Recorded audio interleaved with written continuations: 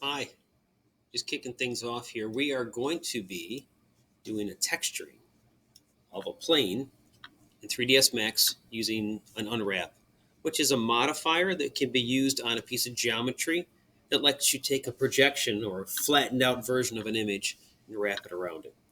So, in continuing our progress in this class, what we're going to be doing is we're going to start out with a scene that looks like this. I'm going to take you through a starting of it and talk about how we can use the 2016 version in 2021.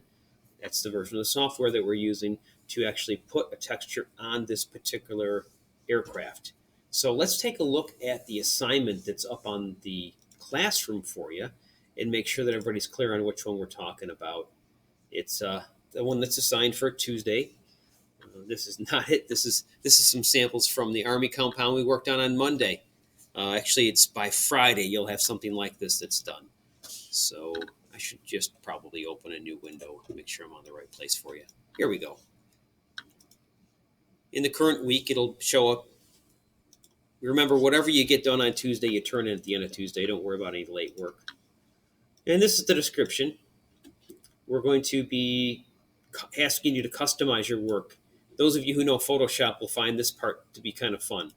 You're going to be given a standard texture, and in this particular example, a student changed the colors out and added their name on there. So Spencer did this for us a couple of years ago. That's the sample in his portfolio.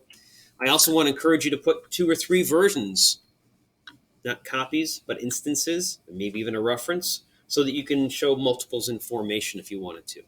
Either one of those would be a great customization. Remember, it's your portfolio. So this is a standard version of the UVW wrapping that's going to be used, and it's got some kind of almost hand painted looked text on there with the pilot's name on it. So it was a tradition at one point in time. And this is another one where somebody added their name. Mark Bennett added his name on this particular version. They're both, and in both instances, they're using the standard camera view and the standard background, but you can change those up as well. So as described in the activity here, which I'll get back to, you're going to be opening up and you're going to be using the starting point and saving it on your own network drive. All right, let's go through that. I'm going to drop out of Google Classroom and I'm going to start like I'm brand new here. I'm just going to do a reset on my workspace and not save anything. Yes, I'm going to reset. Here we go. We're going to, step 1, we're going to open up the starting point. Now, I built a folder for you guys yesterday that was a little bit easier to find, but I want you to get used to navigating around in these file structures. Game programming drive under Art and then 3D. So if you touch A on your keyboard, you go to Art. If you touch 3 on your keyboard, you go to 3D. And then we're going to look for tutorial files, which is in all caps. There's not much of a difference between the 2015 and 2016. I'm probably going to delete the 2015 version pretty quickly. I just want to double check I'm not going to delete anything that I customized. And in there, remember now, 3ds Max breaks things out. You got scene files, and you've also got your scene assets. So we're going to open a scene, but we need to also remember to go back in and path to the scene assets so that we're looking on the I drive, but we're saving on the H drive. In scenes, the starting point here is under Materials and Mapping, and it is called UVW, Unwrap UVW. And so again, I call it the plane project or the P47 project, but they're going to call it whatever the topic is, like Unwrap. Now, there's also the link I'm putting up on the Google Classroom that brings you right into the tutorial. Starts out very much the same. But what I just showed you saves you the trouble of having to go through the setup where you download the files. So you can jump in right here. We've got the file open. And when it opens, you'll probably get a message about needing to convert it or update it. If you do, just go ahead and convert it. I would use the Art render, but you could also use the Arnold render. I'm going to leave that up to you as well.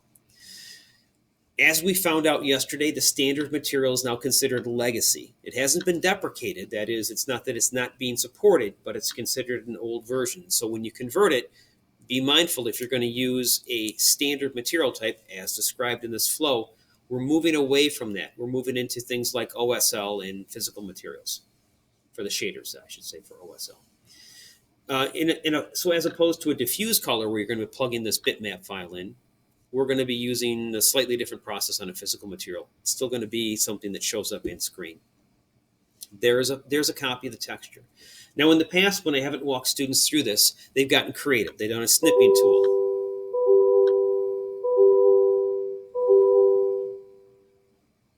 And so students have even used a snipping tool, or they've done a right click and save the image, and save the image on somewhere that they can get to, like their H drive, and just call it something like texture. Now, that's probably going to be lower resolution than texture for plane. So if I did this and I saved it on my H drive and I saved it under the 3ds Max folder, that would be one way to do it. So there's the folder, H3ds Max. And if I got to that folder area there, and then from there I called it texture for plane, that would be one way to do it, because then you could find it in the same area as your scenes folder, and it would work for you. However, as I demonstrated yesterday, you can add a path at either at render time or at file open time. You can add a path right to this tutorials file, and then it'll work for you as well. So we're going to apply this material, and at first, it's not going to look any different. What we're going to do is we're going to continue. We're going to use a modifier called UVW unwrap. We're going to just pick on a wing. Now remember, we talked about a selection. So we're going to grab the part that is just that wing, and we're going to use the UVW unwrap. It might look slightly different than this flow, so I'm going to try to convert from what they're describing to what it looks like in the 2021 version.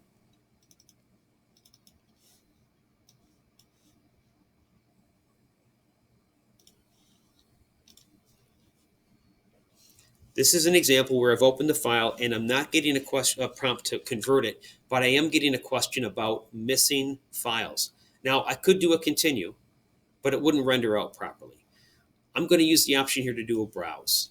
So by selecting the word browse right there, I'll now point to, notice the path is just looking on the H drive. We don't have a bunch of other clutter along here, which is great. We're going to add a drive by using the add button.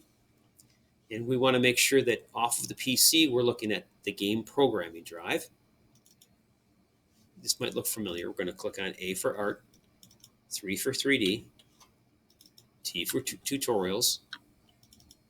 And then we're going to go into the 2016.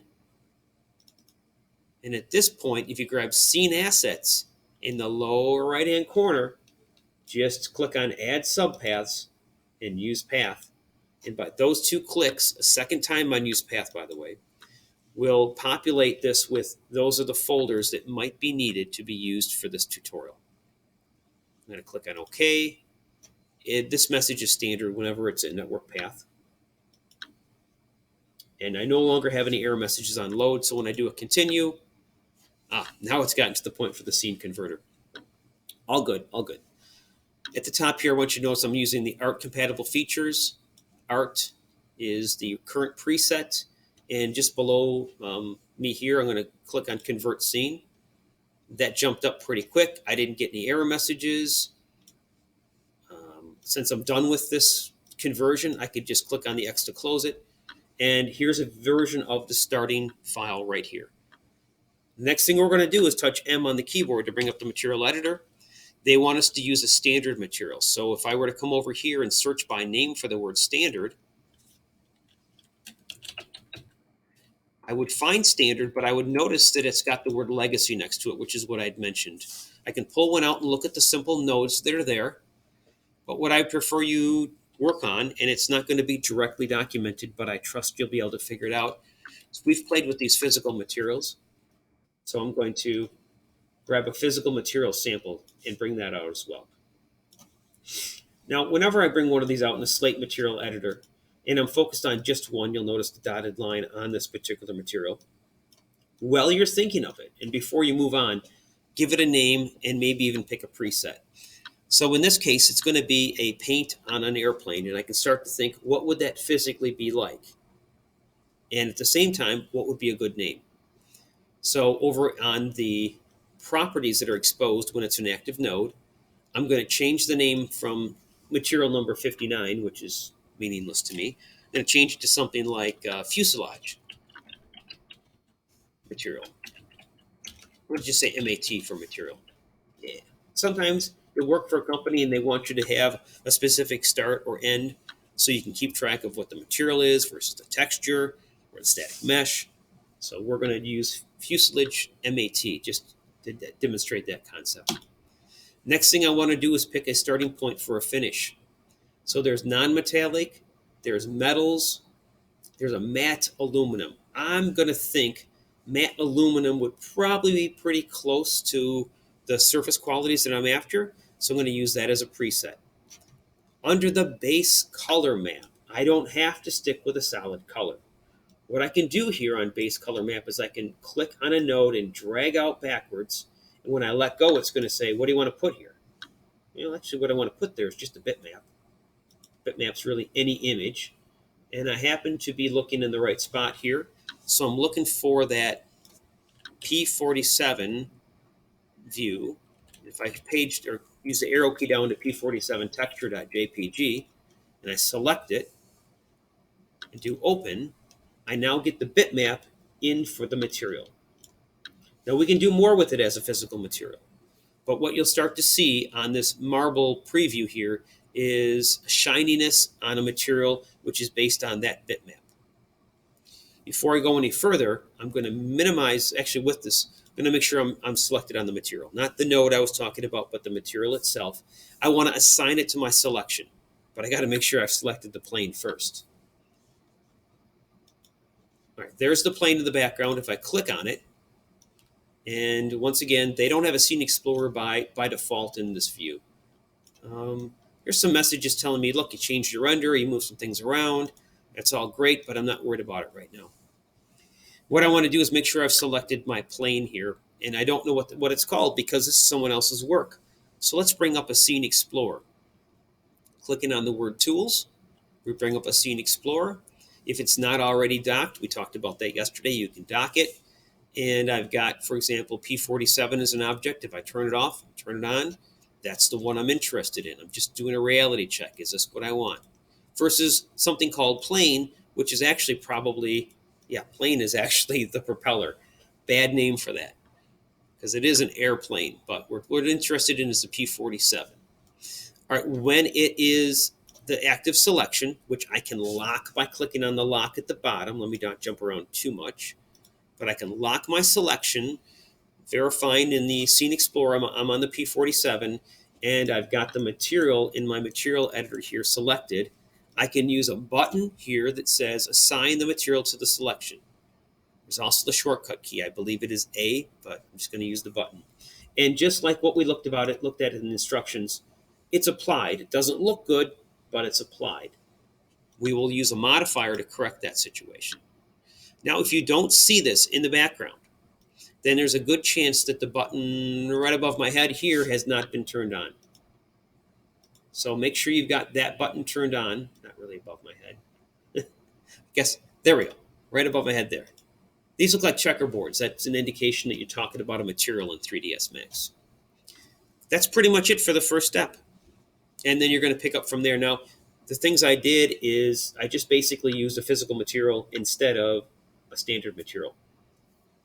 Continuing on now, let's see what the instructions tell us to do next.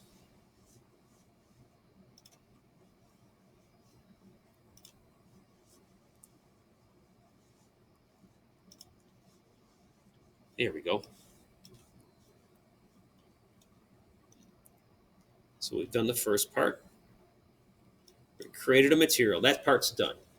So at the bottom here, now you'll notice their instructions are a little bit different.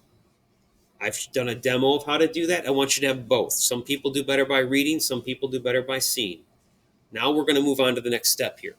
And again, there might be some slight differences between the version they created the tutorial in and what you've got in lab, so I'm going to go through this a little bit with you. Notice it says continue or, and they give you a second one called unadjusted, right?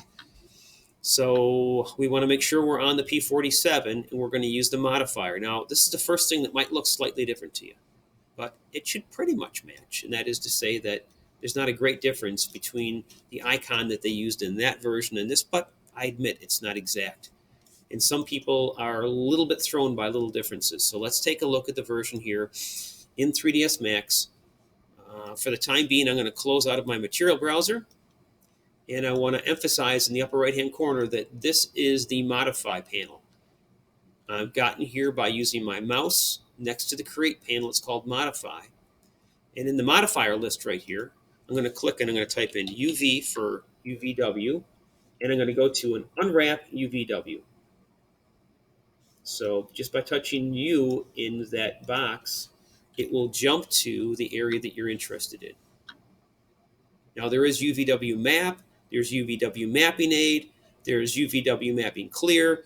We'll talk about more of these as the curriculum goes on. I believe we're using Unwrap UVW in this approach, so we're going to stick with that. Now that we've added this in the modifier list, there's a little diamond here that we can open up. It's actually a triangle. And we can get into polygons. So we get down to the polygon level in the stack. That's what they mean. Verts, edges, and polygons. So the other way to make sure is visually, you've got dots for verts, lines for edges, and you've got the square indicating polygons. My personal suggestion when you're working in a view like this, and it's not in the tutorial, is to press the F3 key and bring up the wireframe or the F4 key to bring up your facets to get an idea where your polygons are. That's what you're going to be dealing with, is those polygons. Now we happen to be locked into a camera view. This is fine for rendering, but for putting a texture on it, it's horrible. We're going to want to put ourselves into what's called an orthographic view. An orthographic view means we're locked onto a surface so that we're not looking at something at an angle. It's kind of tricky, but an example of an orthographic view, if I were to touch on the viewport here, is the letter T brings me to a top viewport. Now I'm locked on the top view of this plane, and I can select parts of the plane and make sure I'm only clicking on perhaps one side versus both sides of a wing, because we can ignore that back facing, or we can grab both sides. Talk about that in a minute. Let me double check the instructions because I'm starting to get ahead of myself and I want to make sure I'm actually doing a one-for-one as much as possible on the instructions here. Which there's too many windows open. There we go. So we've got this set. We're at the polygon level. Set up the top of the left wing for mapping. So see, I'm not even sure that they tell you to switch to the top. But what we're going to do here is they're going to make sure that we've got 4 viewports, and we're going to work, I think, probably in the top viewport. There we go. Now, selecting these polygons to get them on the wing, you're going to use the Control key and the click. And you're going to grab, make sure you get the what they call the narrow faces along the leading edge of the plane, as well as the top side. So you will, at times, maximize different viewports. And here's the thing is if you control click on the wrong object, control click again to deselect it. Make sure you stay at the polygon level. We have used selection sets. We did so yesterday in the Army compound when we grabbed barracks or we grabbed barn. Here's another example where you're going to be, and by the way, you're going to get back to the Army compound later this week. This is a little bit more focused. It's down to an hour. You're going to actually set up your own selection called wing left top, so you can find it later. Once you've named it, then you're going to actually tell it how to project the mapping onto this surface. Again, these icons might look slightly different. Think you'd be able to figure it out, but just to be clear, I'm going to go through this. I'm going to move this to the side. Hopefully it'll be easier for me to see. All right, now I got to select the top of it. I've actually got some light glare because of the material type that I picked on. So under edged faces here, I'm going to switch to from default to, I don't know, flat color. There we go. Flat color is a little bit easier for me to process. I can always change that. That's just how it looks in the viewport. I'm at the polygon level, and if I click on a polygon, it should show up that it's selected. Polygon level. Click. Oh, I've got my selection locked. This is great. Remember at the bottom, I was so proud of myself by locking my selection. I need to unlock it so I can click on something new. Now be careful. If you're in move mode and you move something, this is especially important for people on Chromebooks, that are trying to use the mush pad instead of a mouse, if you move it, it's going to change the geometry. So like you could, make this wing look really wonky, really easy. Rather than do control click on all of them, I'm going to show you a technique I like to use. The term is marquee select. Fancy word for use the thing at the top to draw a box. Right above my head here, it says rectangular selection region. And it doesn't have to be a rectangle. If you click and hold here, you see other options. But just to demonstrate it, I'm going to use that option and I'm going to click and drag to grab those edges. To me, that's a little bit easier to do. Now I want to get to the front, so I'm going to touch F on the keyboard. And, the front's not what I thought the front was going to be. Here, I got the leading edges. But I believe I want to get as much of the wing as including that part there. So lock back on top by touching T. Using the middle mouse button to scroll, I want to grab these as well. I'm going to hold Control so that they're added to it. And then I'm going to check my work by rotating here. That looks good. That looks good. I got my leading edges. I think I'm good on my selection. Didn't come around the top this much too much. I think I want to get the leading edges here as well. So I'm going to hold down the Control key and click on that part, just painting out the final part here. I'm going to zoom in. Use the middle mouse button to pan over. Make sure I get these leading edges that they mentioned here. If I end up not projecting properly to this, I'm going to end up with something kind of weird. All right, I'm going to go back to T for top viewport just to kind of highlight. I've got it all selected as they talk about, and this is where I would do wing-a-ding left toppy, or whatever you want to call it. Wing left. They probably call it port. Most big vehicles, aren't they called port? Like port and starboard?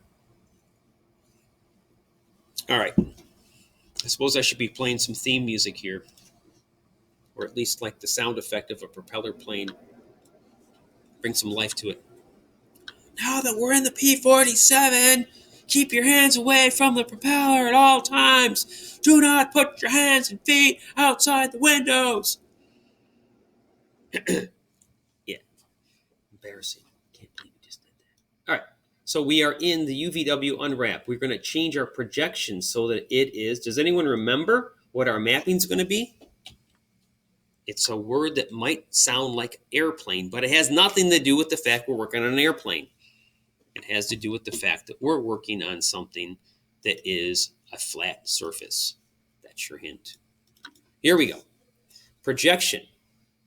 So on the Modify panel, scroll down to the Projection Rollout. That's a vocabulary word. And then click the flat little button thingy. So we're going to look for the word projection. Right? So that's what we're expecting to see, is something's projected on that part there. So let me get down here and find the part that shows planar projection. I'm scrolling down. I'm off on the right over here. Here it is. See where it says projection? Everything's backwards in this world. Projection. So I'm going to click on this. Bam. And now, whoa, but it's not oriented quite the right way. And again, this is one flow. It's not exactly the flow that I've learned to use over time. But what we've just done is we've said, all right, on this part of the plane, we're going to take an image from over here and we're going to make it look like it's flat. That's what we've done so far. How far are we in this hour-long process? We're just establishing it. We're showing the workflow. So I'm going to jump back into that tutorial again, see where we're at. Click Align Options, Z, to align to Z, to make sure it's patterned with the world Z axis. So we're looking for the letter Z.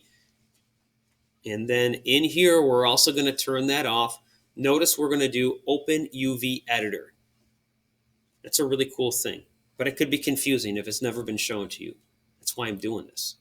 So make sure we're on Z, as in Z. Okay, that changed things dramatically, right? And now we're looking for something that says Open UV Editor. Whenever you put your mouse between these areas that there's not something to click on, it becomes a hand, so you can move things around. And what I'm looking for is next to me here, it says Open UV Editor. So when I click on this, this is something new to you. It's a checkerboard pattern, which remember, I mentioned earlier, checkerboard generally means material or placeholder material when you get in a world like this. Now, the checkerboard is a default. The selection that you're looking at here is affecting how the projection shows up in the unwrap. Just like I mentioned, if you have a selection here and you move it or skew it or change it in any way, it's going to impact the geometry. Well, this is going to affect the projection. The same buttons like W, E, and R will move, scale, and rotate in this world. And we're flying blind right now, pardon the pun, but we can't see what the image really looks like that we're going to project on here. So what I like to do is I like to turn it from the default checkered pattern, which you're going to notice right next to my head here, conveniently. And we're going to change that to get to the map that we're using. So the map we're using is known internally to 3ds Max as map number 8. So I'm going to click on that, and you'll notice a change. It changes from the checkerboard pattern to that same bitmap that we brought in. Let's double check where we're at in the tutorial to make sure I'm not getting ahead of myself, because I've done this tutorial more than once and I might be jumping ahead. Because I tend to be having too many windows open. It's okay though, because I think it's good when students see me work at a pace beyond like, and the next step is, where did that go? There's my work. There it is, using UVW. There we go. Open in the editor. There it is with the checkerboard pattern. There it is having to change it. And you'll notice their image is very similar. We have an overlay of the wing. Those red lines are the polygons. So now they're talking about a very interesting button with a light bulb next to it. So think about it. The shape of a polygon with a light bulb. We're going to click on that and it's going to say, I only want to look at my selected polygons. It's very helpful because there are other polygons in here that you could unavoidably or inadvertently, that's a better word, you could end up messing something up you didn't even know it was selected. So we're going to display only those, and then I hope we're going to put a lock on here too, because locking your selection helps a great deal. Switching over now to 3ds Max, still in the editor for the UV unwrap. And you'll notice the icon looks slightly different here, but I think you would have figured it out. In the tooltip, that the bubble that comes up says, view only selected polygons. So now if you look in the world over there, you can see I'm only looking at the selected polygons. I could lock my selection. I don't know why they haven't. So I'm going to lock them now. Let's see if the tutorial shows that or not, because I think that's a good idea.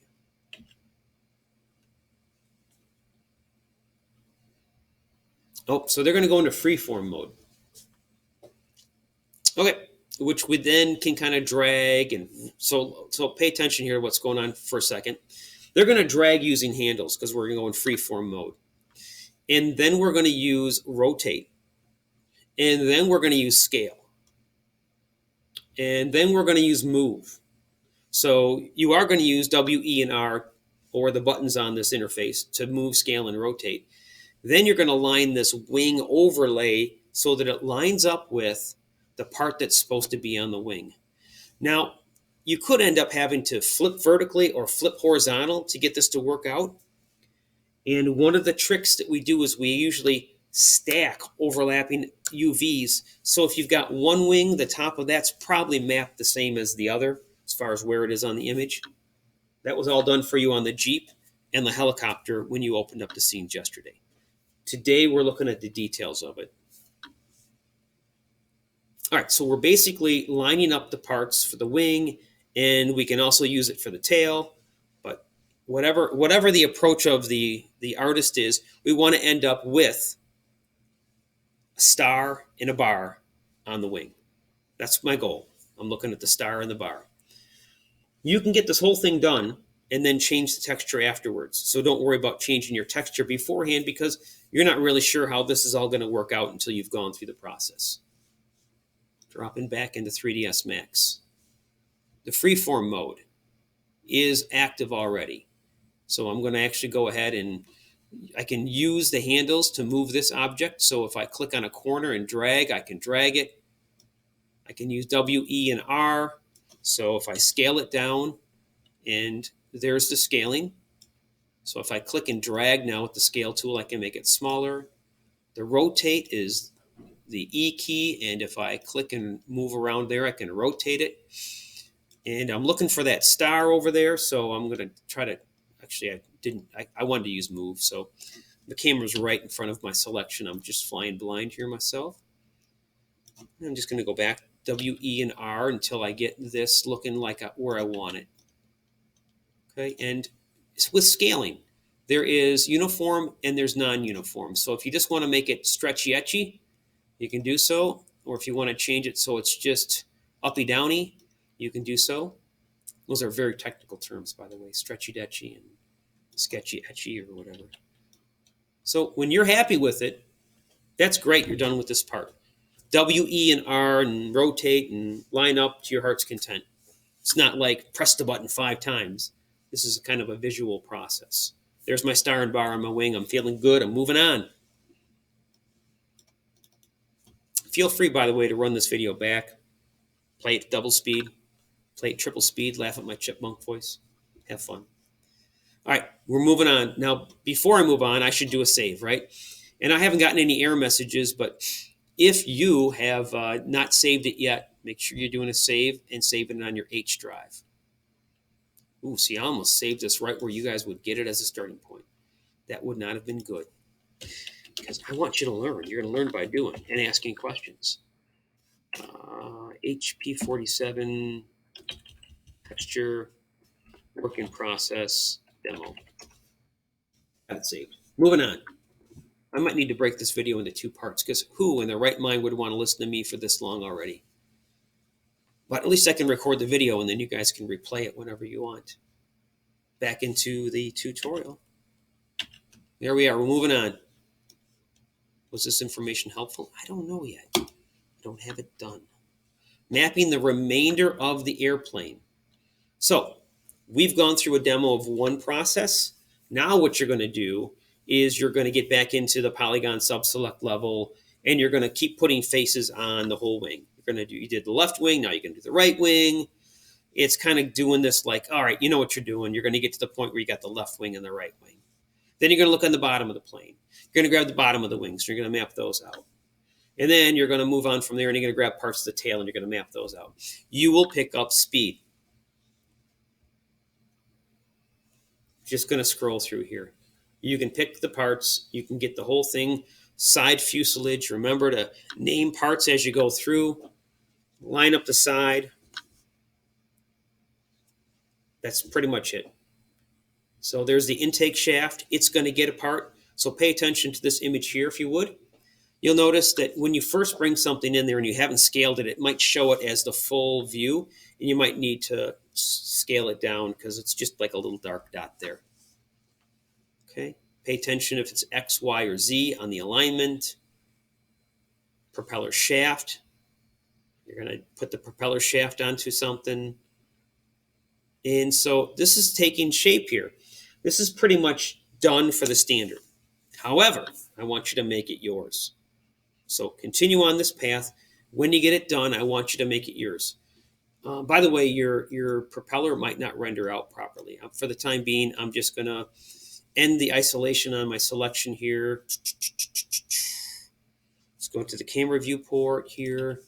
And let's just do a Shift Q.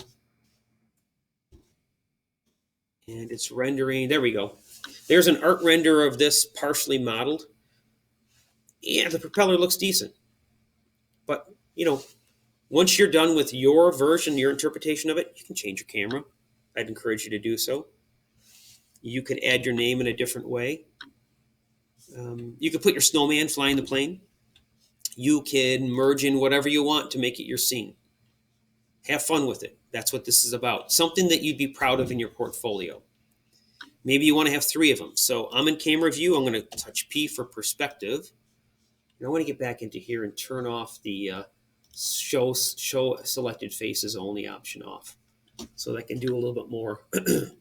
So back on the polygon level. And I'm going to get into the UVW edit, not reset. Open in UVW and turn off this option here so I can see all my polygons. Close out of that for the time being. There we go. It's still got all my work. Cool. So let's say I wanted to have 3 of these. If I grabbed, now I'm at the polygon level, I got to make sure I get down to the editable poly level. And if I use W for move and select, I would finish the wrapping first, but just hold shift and move out and make another one. And if you want to make it an instance, I would. Wingman. You can give them a wingman or wing person. Not to be sexist, just the term that's been used for a long time. Make sure you're at the, make sure you're at the polygon level if you want to change the whole polygon. And I'm going to use E for rotate and put this guy's angle at a slightly different angle. All right, I should be able to, oh, sorry. Let me undo those. I was editing just the polygons. I want the whole enchilada here, the whole editable poly. Not just the verts, but the whole element. There we go. When I got the whole element and then I rotate, I can put them at a better angle. Okay. There we go. Build something that you're proud of and happy of. Have fun. That's what this is. That's what, all these activities. By the way, you notice there's no wing there, but if I go back up to unwrap UVW, should be there. If you have an issue with this, let me know. I have a slightly different flow I've done in the past where I flatten my mapping first.